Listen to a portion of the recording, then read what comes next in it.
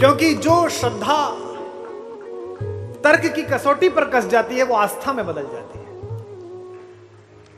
इससे पहले तो श्रद्धा रहती है कि बेटा ये भगवान जी हाथ जोड़ लो, बेटा ये यहां रख दो, उसको बताओ कि ये जो त्रिपुंड पर लगाया है टीका चंदन का, ये क्यों लगाया है। उसको बताओ कि बेटा ये MBBS MD करके, न्यूरोलॉजी करके, ये तू जो पढ़ के विदेश से आई है और तूने बताया है कि नर्वस सिस्टम, पूरे नर्वस सिस्टम की सबसे सेंसिटिव जगह जहां पर है, जहां से मस्तिष्क में विकार शुरू हो सकता है, जहां हीट हो जाने पर यहां दिमाग खराब हो सकता है, इसको ठंडा रखने की आवश्यकता है। तो हजारों वर्ष पूर्व मेरे पूर्वज को बिना चीर फाड़ किए, शल्य चिकित्सा किए, ये पता था कि यहां पर चंदन लगाओ, यहां ठंडा रखो तो मस्तिष्क ठंडा रहेगा। ये उसको बताओ। आपने हमारी सारी कथाओं में सुना होगा कि भगवान जब जब संकट में पड़े, देवता जब जब संकट में पड़े, उसी समय अस्त्र का निर्माण हुआ, उसी समय शस्त्र का निर्माण हुआ। ये वाला दानव नहीं मर रहा, सब लोग गए, बोले हड्डियों से मरेगा, तो दधीची ने कहा ठीक है मैं अपनी दे देता हूं। रावण नहीं मर रहा, खरदूषण नहीं मर रहे, विश्वामित्र ने कहा मैं अपने दे देता हूं। अगस्त ने कहा मैं अपनी प्रयोगशाला में नए बनाता हूं। तो ये तब कह गए दिनकर की धर्म दीप्ति विज्ञान, 1947 में उन्होंने कहा। देखो ये जितना भी चल रहा है, कई बार आपको सपने ऐसे नहीं आते हैं जिनमें आपको लगता है कि ये सपना अच्छा चल रहा है, इसे पूरा देख लो, आते हैं। और कई बार ऐसे सपने आते हैं कि बहुत बुरा चल रहा है, तुरंत आंख खोलो, पति को जगाओ, पड़ोसी को जगाओ, मुंह धो। जिनकी स्मृति, जागृति और अर्ध जागृति, मूर्छा के बीच अच्छा कंट्रोल हो, वो सपने अपने आप बना भी लेते हैं। ये सपना चल रहा है और नींद खुल गई, बोले रुको रुको बहुत मजा आ रहा है, देखते हैं आगे। सपने देखते हैं। ये एक सपना चल रहा है जो आपके चारों तरफ है कि ये पिता है, ये माता है, ये भाई है, ये बहन है। ये हल्की हल्की मूर्छा के बीच आप जाग रहे हैं। असली तो सबसे बड़ा सपना मनुष्यता की आंखों ने जो देखा है वो राम का है। तो थोड़ी देर के लिए खुद को छोड़ो अपने अंदर से। आप कितने बड़े हो, किसका कितना टर्नओवर है, कौन कहां रहता है, जिसके दरबार में बैठे हो वहां हाजिरी की गंभीरता देखी जाती है, जो हाजिर है उसकी औकात नहीं देखी जाती है। वाह, क्या बात है।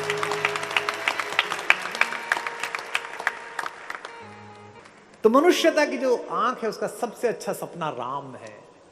मैंने 32-33 वर्ष कविता सुनाई, 5000 से ज्यादा रात जागा, कलकत्ता कम आया लेकिन दुनिया में ज्यादा गया कविताएं सुनाने। लेकिन मुझको सदा लगता था अभी कमी है, पैसे की कमी है, लोकप्रियता की कमी है, संतुष्टि की कमी है। मैंने जब राम पर लिखा तब मेरी जबान अर्थवती हुई, उसको सही अर्थ मिला। पैसा मिला या नहीं मिला, पर अर्थ मिला। मानवता की खुली आंख के सबसे सुंदर सपने राम। मानवता की खुली आंख के सबसे सुंदर सपने राम। मानवता की खुली आंख के सबसे सुंदर सपने राम। मानवता की खुली आंख के सबसे सुंदर सपने राम। जिव्या वाणी अर्थवती हो गई लगी जब जपने राम। जिव्या वाणी अर्थवती हो गई लगी जब जपने राम। सबके अपने अपने हैं, माँ के अपने हैं। ऐसी माँ होगी कहीं जिसने कलेजे के टुकड़े को जंगल जाते हुए ये कह दिया कि बेटा अगर अकेले पिता के कहने पे जाता तो मैं रोक लेती तुझे, पर तू पिता और माँ यानी कि कैकेयी दोनों के कहने पे जा रहा है। ऐसा सौभाग्य किसी बेटे को मिलता है जो माँ बाप दोनों की इच्छा पूरी कर सके। चला जा। ये जो अपने अपने हैं सबके, मैं सुना रहा हूं, सुनिएगा। दिव्यावाणी अर्थवती हो गई, लगी जब जपने राम। दिव्यावाणी गाओ। अर्थवती हो गई, लगी जब जपने राम।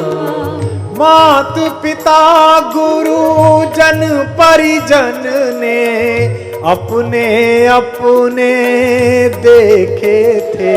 मात पिता गुरु जन परिजन ने अपने अपने देखे थे।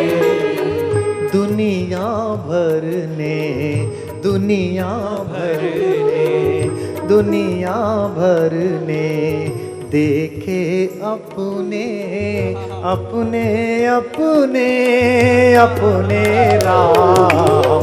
दुनिया भर ने देखे अपने अपने अपने अपने राम। अपने अपने अपने अपने अपने अपने अपने राम। अपने अपने अपने अपने अपने अपने अपने राम। मंगल भवन मंगल हारी, द्रवहु सुदशरथ अजिर बिहारी। मंगल भवन मंगल हारी, प्रभु सुदशरथ अजिर बिहारी। अपने अपने, पीछे वालों, अपने अपने अपने अपने अपने अपने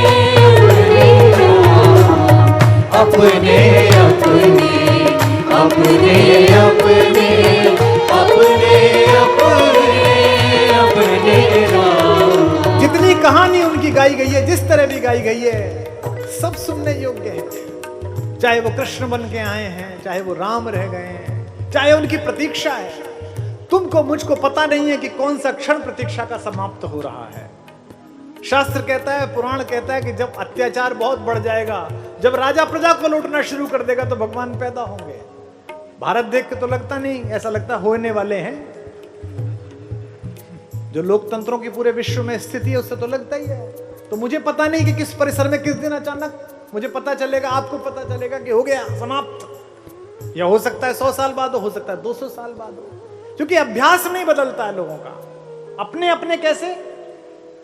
उज्जैनी के एक राजा ने एक बार सड़क पे निकल रहा था जुलूस लेके, बड़ी सुंदर कहानी है, छोटी सी सुनना। तो राजा निकल रहा था तो उसने सड़क पे देखा कि एक भिखारी खड़ा हुआ है, और भिखारी के साथ उसकी 16-17 साल की लड़की खड़ी हुई है, और वो भी भीख मांग रही है। पर वो बिटिया अनन्य सुंदरी थी, अद्भुत सुंदरी। राजा ने इतनी सुंदर कन्या ना देखी थी। राजा का विवाह नहीं हुआ था। राजा ने मंत्रियों से कहा कि सुनो, वो पीछे एक लड़की, देखा मेरी आंख मिली। अक्सर आपको पता है कि चमचे यही देखते रहते कि राजा की आंख किधर गई। जो राजा की आंख का ठीक ठीक पालन करे वही कामयाब राजनीति में। जो राजा की आंख में आंख डाल ले वो फिर अपने अपने राम करता है।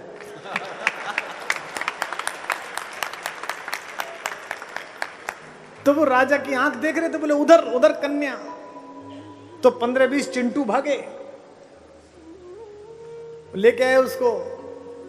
बोले ससुर साहब होने जा रहे हो हिज हाईनेस के। भिखारी को समझ में आना बंद हो गया। भिखारी को लगा कि मैं कहां, और डायरेक्ट शपथ ग्रहण। गया जी, लड़की गई। लेकिन राजभवन के कुछ सलीके हैं, जिसे अंग्रेजी वाले कहते हैं ना एटिकेट्स।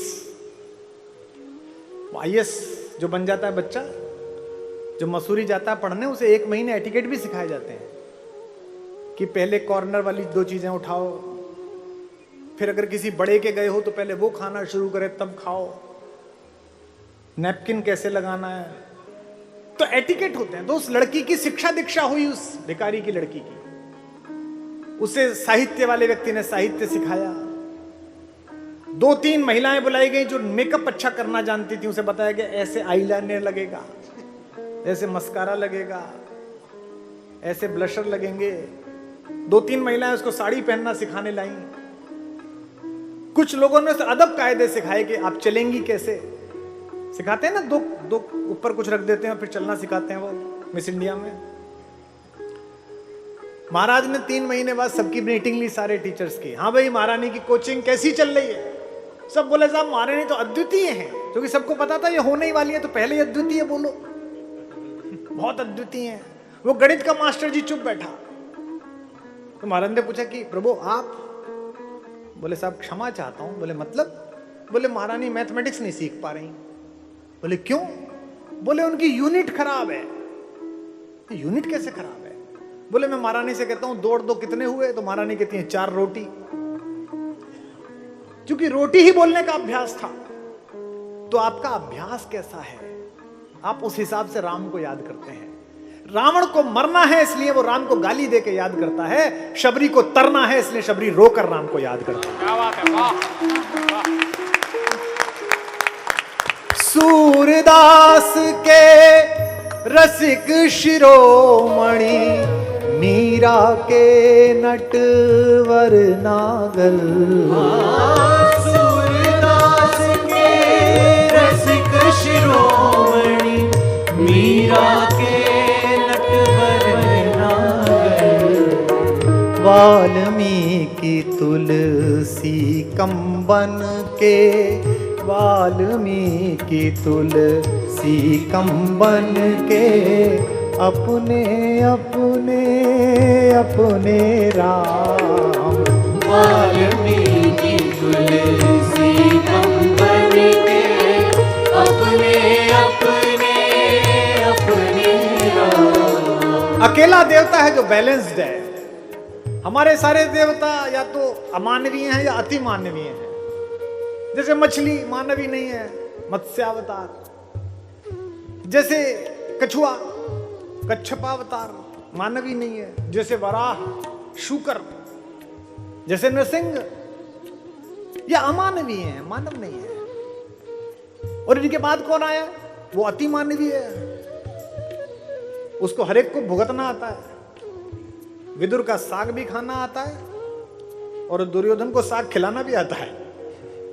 वो तो इतना बड़ा छोटा हो जाता है। मेरा मित्र था देवल, उसका एक पंक्ति थी कि रूप विराट धरा तो धरा, रूप विराट धरा तो धरा, हर लोक पे छा गया कान्हा, और रूप किया लघु तो इतना कि यशोदा की गोद में आ गया कान्हा। जब फैलता है तो ऐसा फैलता है कि कहता है कि ये देख, हाँ हाँ दुर्योधन बांध मुझे, जंजीर बड़ा कर साध मुझे, यह देख गगन मुझ में लय है, यह देख पवन मुझ में लय, तू मुझे बांधने आया है, जंजीर बड़ी क्या लाया है। उसको सबने समझाया। विदुर ने कहा अरे पागल है, किसको बांध रहा है? उन्होंने विदुर से कहा मौज लेने दो, थोड़ा मेरा भी इंटरटेनमेंट हो जाए इस मूर्ख के चक्कर में। और दुर्योधन भी मूर्छित हो गया। और जब सिमटता है तो इतना सिमटता है कि गोदी में आ जाता है। और माँ गाती है तो कुछ भी गाती है, यशोदा हरि पालने झुलावे, हलरावे मलरावे, जोई सोई कछु गावे। ये केवल इस भारत में हो सकता है कि देवता एक माँ के आंचल में ढका हुआ दूध पीता है। सूर कहते हैं अचरा तरले ढांक सूर के प्रभु को दूध पियावे। सूरदास के रसिक शिरोमणि, मीरा के नटवर नागर। सूरदास के रसिक शिरोमणि, मीरा के नटवर नागर। वाल्मीकि तुलसी कंबन के, अपने अपने अपने राम। वाल्मीकि तुलसी कंबन के, अपने अपने अपने राम। अपने अपने अपने अपने अपने अपने अपने राम। अपने अपने अपने अपने अपने अपने अपने राम। मंगल भवन या मंगल हारी, द्रवहु सुदशरथ मधुर बिहारी। अपने अपने अपने अपने अपने अपने अपने राम अपने अपने अपने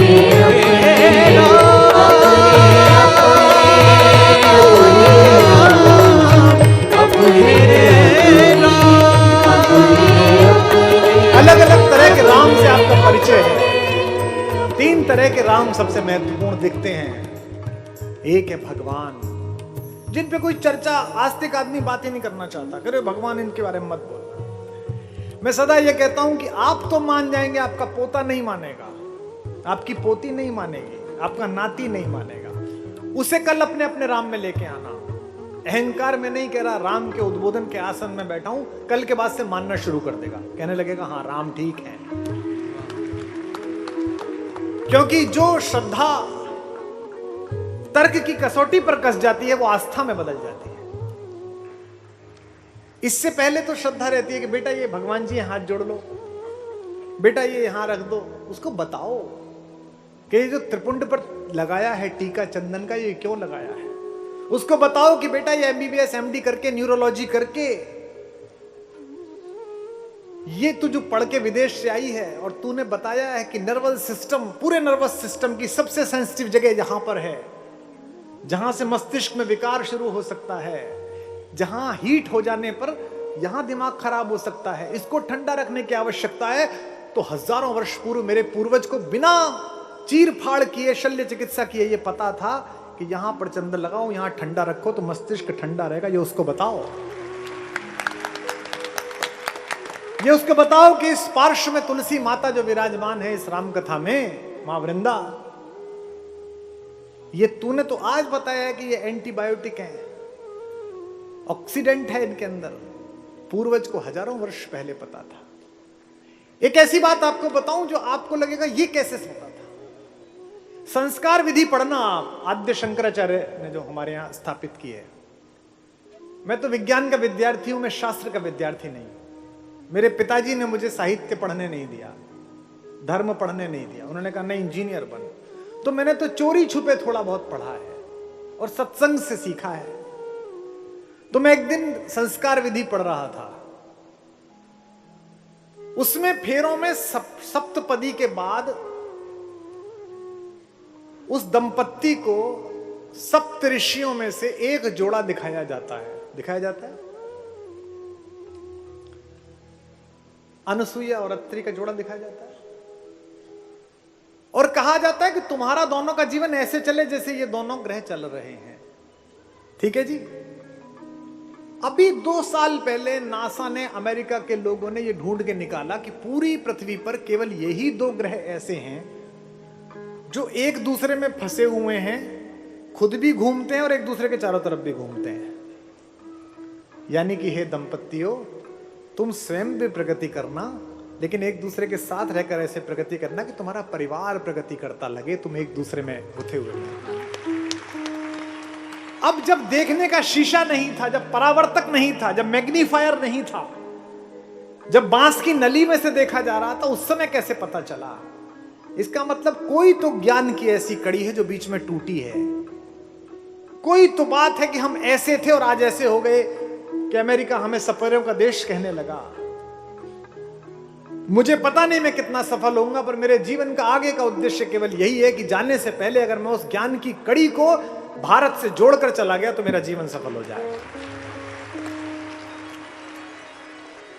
और मैं सुना भी इसलिए रहा हूं, इस पर मैं कल परसों आपको सुनाऊंगा।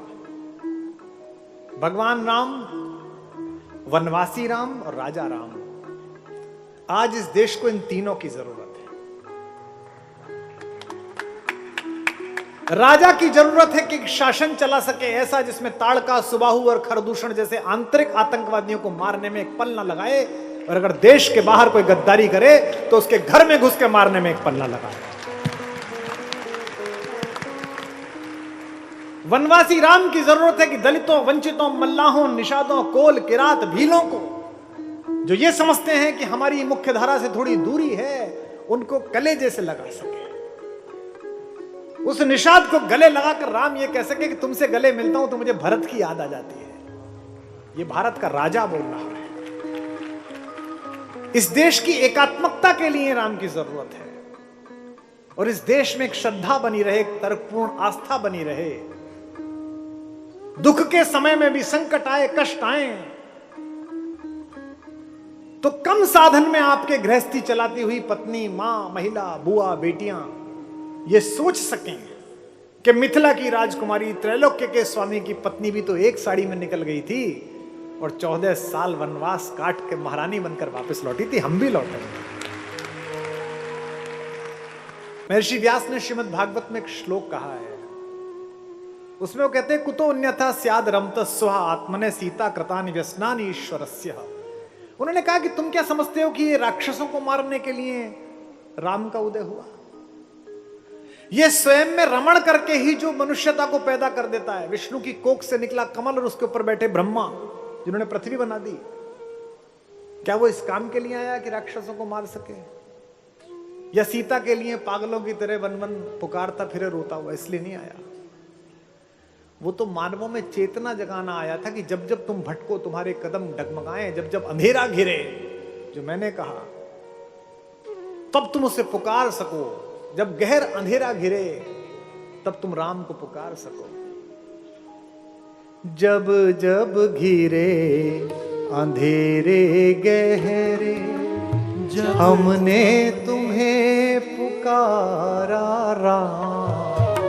जब जब घिरे, याद आ गया, अंधेरे गहरे, हमने तुम्हें पुकारा। एक तुम्हारे होने भर से, एक तुम्हारे होने भर से, जग भर में उजियारा राम। एक तुम्हारे होने भर से, उजियारा धन दौलत की या ताकत की, जिन पर लंका है उनके। धन दौलत की या ताकत की, जिन पर लंका है उनके। होंगे लाख सहारे, होंगे लाख सहारे, लेकिन अपना एक सहारा राम। होंगे लाख सहारे, होंगे अपना एक सहारा राम। मानवता की खुली आंख के सबसे सुंदर सपने राम। मानवता की खुली आँख के सबसे सुंदर सपने राम। मंगल भवन या मंगलहारी, द्रवहु सुदशरथ अजिर बिहारी। मंगल भवन मंगलहारी, प्रभु दशरथ अजिर बिहारी। हमारी आदत हो गई है कि विश्व में जो कुछ अच्छा है वो शोभन है, हमारे यहाँ कोई शोभन नहीं है। हमने आदत बना ली है क्योंकि हम गुलामी में हैं। जहां से मनुष्यता की इस देश की मानसिक गुलामी शुरू हुई थी, मैं उस मानसिक गुलामी वाले आधिपत्यवादी राजा की राजधानी कलकत्ता में बैठा हुआ हूं। यही राजधानी बनाई थी उस अंग्रेज ने। यहीं से दिमाग में यह खलल आई है कि इसके पास ज्यादा है, गोरेपन की क्रीम बिकी, जबकि तुम्हारे भगवान सांवले थे और नीले थे। तुम्हारा कन्हैया तो काला था और तुम इस पर मरमिटे की गोरा होना चाहिए। मैं 5 भाई बहनों में सबसे श्याम वर्णी हूं। मेरी मां सुन रही है, आज पहली बार आई है सुनने मुझे।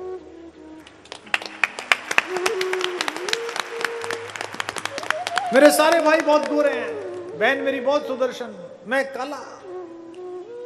एक संस्कृत के बड़े विद्वान थे रमाकांत मिश्र, अभी गोलोकवासी हो गए। वो मेरे बड़े भाई का रिश्ता लेके हमारे घर आए। तो नीचे दरवाजे पे पहले घंटी तो होती नहीं थी, पहले घंटी नहीं होती थी, घंटी कहां से लगाओ, बिजली नहीं होती, घंटी क्या लगाओ। वो सांकल में कुंदा होता था, उसी को ठक ठक कर देते थे, तो सांकल का कुंदा ठक ठक हुआ।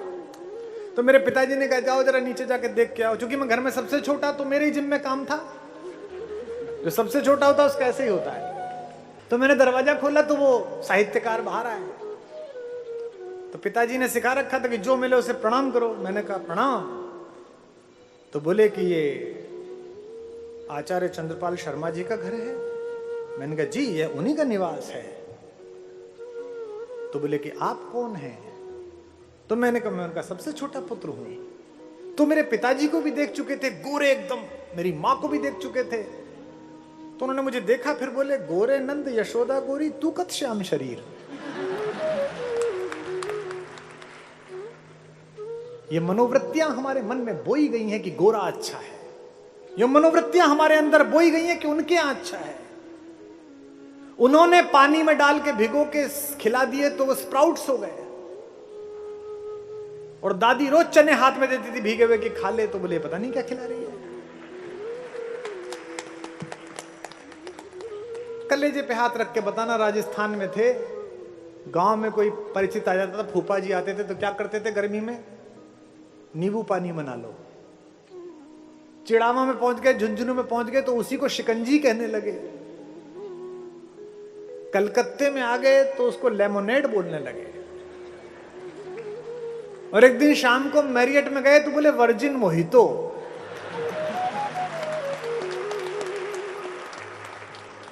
ये गुलामी है, ये मानसिक गुलामी है। हमसे कहते हैं कि लोकतंत्र वो लेके आए थे। ये जो हमको बताते हैं कि डेमोक्रेसी दुनिया के उस देशों में आई थी, अब बाद में डेमोक्रेट हुए। अरे मूर्खो, जनता के अनुरूप काम करना, लोक के अनुरूप एक तंत्र खड़ा करने वाला सबसे बड़ा मसीहा तो राम पहली बार लोकतंत्र लेकर आया। राम एक अद्भुत प्रकार का लोकतंत्र रचते हैं जो बहुमत, त्याग और नीति पर खड़ा हुआ है। और एक ऐसा शिलालेख रखते हैं, फिर कह रहा हूं, राम का लोकतंत्र बहुमत, त्याग और नीति के त्रिपदी पर खड़ा हुआ ऐसा लोकतंत्र है जिस पर सैकड़ों प्रधानमंत्री न्योछावर किए जा सकते हैं। आज सबसे पहले मैं वनवासी राम पर बोलूंगा, वो राम जिस पर दुनिया भर में लिखा गया है, जातियों में अलग। दशमेश पिता गुरु गोविंद सिंह जी ने भी जिनका स्मरण किया है, और जो इस्लाम में ईमान लाने वाले हैं उन्होंने भी स्मरण किया है। राजनीति में और सात्विकता में यही अंतर है।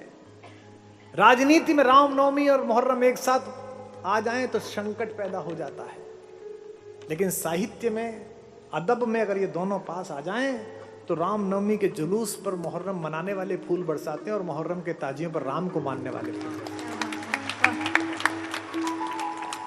मेरे उत्तर प्रदेश के फर्रुखाबाद के एक कवि ने 1950 में एक कविता लिखी,